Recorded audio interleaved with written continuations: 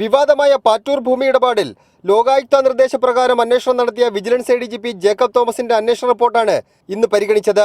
തിരുവനന്തപുരം ജില്ലാ കളക്ടർ ബിജു പ്രഭാകർ, മുൻ ജില്ലാ കളക്ടർ കെ സതീഷ് കുമാർ അടക്കം 15 ഉദ്യോഗസ്ഥർ അധികാര ദുർവിനിയോഗം നടത്തിയതായി റിപ്പോർട്ടിൽ പറയുന്നു. സർക്കാർ പുറമ്പോക്ക് ഭൂമി സ്വകാര്യ ഫ്ളാറ്റ് ഉടമകൾക്ക് വിട്ടു നൽകാനാണ് ഇവർ ക്രമവിരുദ്ധമായി ഇടപെട്ടത്. ഫ്ളാറ്റ് നിൽക്കുന്ന സ്ഥലത്ത് 30.98 സെന്റ് പുറമ്പോക്ക് ഭൂമിയാണ്. അതുകൊണ്ട് ഭൂമിയുടെ പോക്കുവരവ് റദ്ദാക്കണം. വിജിലൻസ് കേസോ ക്രൈം കേസോ രജിസ്റ്റർ ചെയ്ത് അന്വേഷണം നടത്തണമെന്നും ADGP സമർപ്പിച്ച റിപ്പോർട്ടിൽ പറയുന്നു. ഭൂമി ഇടപാടിലെ ഗൂഢാലോചന ഉൾപ്പെടെയുള്ള കാര്യങ്ങൾ അന്വേഷിക്കാം. എന്നാൽ കേസിൽ ആദ്യം മുതൽ തന്നെ ആരോപണ വിധേയനായ ചീഫ് സെക്രട്ടറി EK ഭരത്ഭൂഷൺ, ഭൂമി ഇടപാട് നടക്കുമ്പോൾ റവന്യൂ പ്രിൻസിപ്പൽ സെക്രട്ടറിയായിരുന്ന നിവേദിത P. ഹരൻ എന്നിവർക്കെതിരെ തെളിവില്ലെന്നും അന്വേഷണ റിപ്പോർട്ടിൽ പറയുന്നു. അന്വേഷണത്തിന്റെ തുടർഘട്ടങ്ങളിൽ ഉമ്മൻചാണ്ടി അടക്കമുള്ളവർക്കെതിരെ തെളിവ് നൽകുമെന്ന് ഹർജിക്കാരനായ ജോയ് കൈതാരം പറഞ്ഞു.